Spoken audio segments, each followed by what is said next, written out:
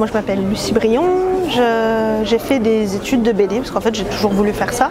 Donc j'ai fait l'école Saint-Luc à Bruxelles et après ça j'ai commencé par faire de l'illustration jeunesse et au bout d'un certain nombre d'années j'ai réussi à vendre mes projets et du coup maintenant je fais de la BD à plein temps.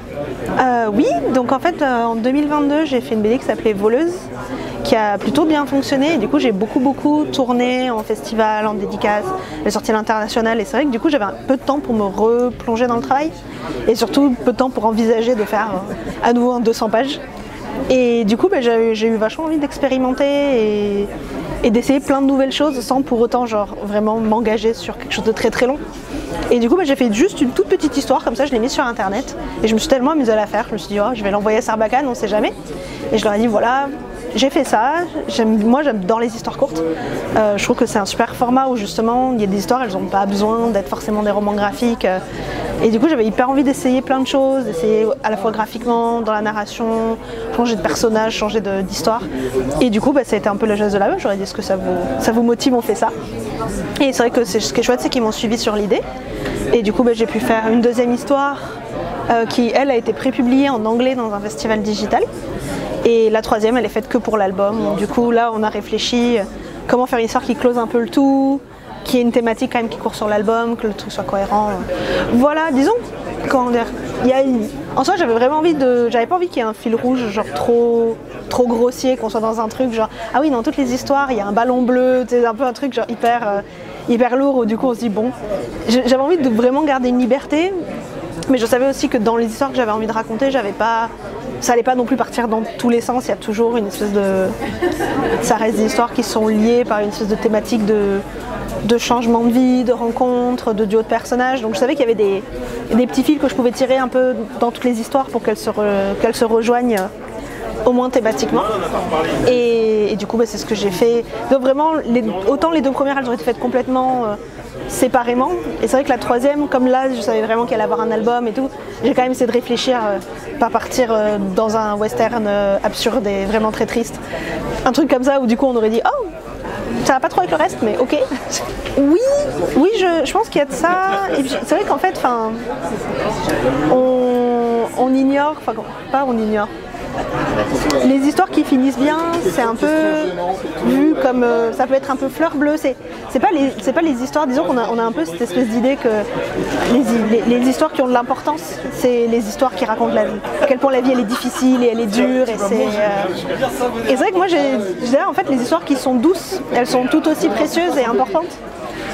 Et c'est drôle parce que pendant que je travaillais sur l'album, j'ai lu un essai d'une autrice qui s'appelle Colline Pierret, qui fait de la jeunesse, qui a écrit un essai qui s'appelle L'éloge des fins heureuses, où elle parle de ça en fait, de vraiment que c'est aussi, que écrire quelque chose c'est aussi manifester quelque chose, essayer de raconter une fin différente, une opportunité et une sortie différente pour plein de situations. Et c'est vrai que finalement même si on aurait l'impression que c'est plus facile, en fait ça l'est pas forcément à écrire.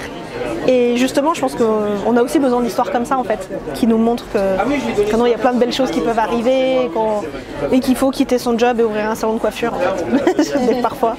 Toujours en fait. Enfin, je trouve que justement il y a plein d'histoires à raconter, je trouve que la diversité elle est importante. Je pense que moi je suis vraiment toujours heureuse quand j'ai des gens qui viennent me voir en dédicace, qui me disent je me suis retrouvée dans telle histoire, dans tel personnage, dans telle situation, ou c'est quelque chose qui m'a fait du bien à lire. C'est vraiment des retours que j'avais eu sur Voleuse et que j'ai à nouveau sur celui-ci. Moi ça me fait plaisir parce qu'en plus je trouve que c'est même des histoires entre deux personnages qui vont pas forcément être romantiques, mais où il y a de la tendresse, où il y a des choses comme ça. Je pense que c'est une fois encore un peu dans cette idée de manifestation, écrire des relations comme ça leur permet d'exister dans la fiction, de pas forcément être pas dans des clichés mais dans des représentations qu'on a vues et revues et du coup un peu changer, diversifier le paysage. Plus il y a la diversification, mieux c'est. Oui et non, en fait moi justement je trouve que l'exercice de l'histoire courte il est intéressant pour ça, justement parce que c'est un peu une collaboration avec le lecteur. On lui dit écoute je te montre ça. Et toi, tu peux imaginer ce qu'il y a avant, ce qu'il y a après. C'est quelque chose, c'est un peu une discussion aussi. Et c'est vrai que du coup, à la fois j'ai adoré dessiner ces personnages-là et à la fois j'ai dit ce que j'avais à dire avec eux à ce moment-là. Et Et du coup, voilà, est-ce qu'on a besoin de savoir si les personnages de la première histoire, est-ce qu'on a besoin de savoir leur prénom? Est-ce qu'on a besoin de savoir qui ils sont, ce qu'ils font, s'ils ont des frères et sœurs finalement? C'est bien d'avoir juste ce moment, en fait, quelque part, je me suis amusée à écrire un moment, une situation, quelque chose de très précis où justement t'es pas dans l'idée d'explorer jusqu'au bout, tout, c'est vraiment, c'est juste un moment et du coup j'ai envie que pour le lecteur aussi ce soit un moment où, tout d'un coup, une impression.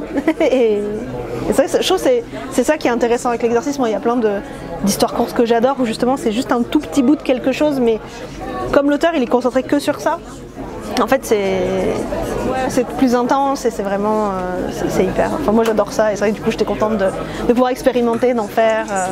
Voilà. Puis en soi, ce qui est bien c'est qu'aussi on ferme aucune porte. Si dans 10 ans j'ai envie de revenir sur certains personnages, je les ressors du placard, je peux faire une suite, un machin, donc c'est chouette. J'ai pu tester pas mal de nouvelles choses, elles sont toutes plus ou moins pas faites de la même façon. L'histoire centrale, l'histoire Océan, elle est dessinée sur papier, ça faisait hyper longtemps que j'avais pas fait de la BD sur papier. Moi j'étais vraiment devenue un iPad baby, toujours sur ma tablette. Puis du coup voilà, j'ai fait Voleuse, j'ai fait la première histoire sur tablette et j'étais là genre j'en peux plus de ma vie devant ce rectangle. Du coup je me suis remis au papier, c'était vachement excitant d'être sur un autre format, sur une autre technique, d'accepter des erreurs qu'avec le numérique j'avais appris à effacer tout de suite. Et du coup avoir une autre sensibilité à la fois graphique et dans la façon dont je racontais. Et c'est vrai que du coup, tout d'un coup c'est moins intimidant de se dire je vais faire ça sur papier quand on fait 80 pages que quand on doit en faire 260. Du coup c'est vrai que voilà, disons, même la dernière histoire, j'ai beaucoup travaillé d'après photo, j'ai essayé vraiment qu'il y ait une espèce de diversité, c'est quelque chose d'assez fouillis au niveau des décors, qui est parfois un peu plus difficile à tenir sur des très longs formats.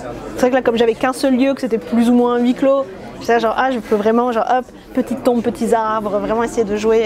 Donc c'est vrai que j'ai à la fois essayé de trouver dans chaque histoire quelque chose qui m'excitait à faire scénaristiquement et aussi graphiquement, qu'il y ait une belle variété. C'est vrai dans la première, j'ai mon brush crayon et du coup je fais comme si je faisais du crayon, mais tout à fait. C'est vrai que c'est chouette de se dire je le fais sans pour autant se signer, s'attacher le boulot au pied pour 6 mois à faire le même truc où t'es là genre c'est pas possible, j'aurais bien dû faire ça. Du coup ça m'a donné envie de revenir au roman graphique, ce dont j'avais finalement plus trop envie après Voleuse. Genre j'avais bossé 2 ans dessus, j'étais là genre c'est si long la BD. Et c'est vrai qu'en plus maintenant c'est vraiment tu peux plus présenter un 48 pages aux éditeurs quoi. Tu leur dis j'ai une histoire, elle fait 60 pages, ils sont là mais qu'est-ce que tu veux qu'on en fasse? Personne en veut. C'est plus ce que les gens ils attendent surtout. Enfin, peut-être que si je faisais de la BD de chevalier réaliste, je pourrais présenter du 48 pages couleur. Mais dans le roman graphique un peu indé comme je fais, c'est plutôt des grands formats. Et c'est vrai que c'est quand même un truc comme ça, c'est 2 ans de travail, faut l'écrire, faut le mettre en machin, faut le dessiner, faut le mettre en couleur si tu fais de la couleur et là genre c'est 6 mois de plus. Donc c'est. Et c'est vrai du coup, après voilà, j'avais envie d'essayer plein de choses sans pour autant signer un contrat, genre allez, dans 2 ans j'y suis encore. Et du coup là malgré tout je l'ai fini, puis j'ai fait genre et si le prochain je me laissais le temps justement. Je pense que ça dépend quelle histoire on a envie de raconter, comment. Et du coup là je suis un peu phase de recherche et on verra pour la suite. Peut-être dans la tête de Anouk Ricard et j'aimerais bien faire des petites blagues avec des petits animaux. Je sais pas, genre Anouk Ricard des fois elle fait juste des blagues où genre en fait je ferme le livre et la blague elle me fait rire pendant 6 mois puis après je peux lire la suite. Elle avait sorti un recueil de petits trucs qu'elle a mis sur internet, donc c'est une espèce de compilation de plein de trucs différents. Et il y a une page où c'est Lucky Luke et les Schtroumpfs. Et genre ils sont là, ouais, Lucky Luke aide-nous. Et Lucky Luke il te fait, ah non, salut les nazes, achète la Schtroumpfa. Et j'ai ri pendant 6 mois. Et voilà. Et du coup, j'aimerais bien comprendre où est-ce qu'elle trouve tous ces trucs là. Parce que moi ça m'éclate à chaque fois. Voilà.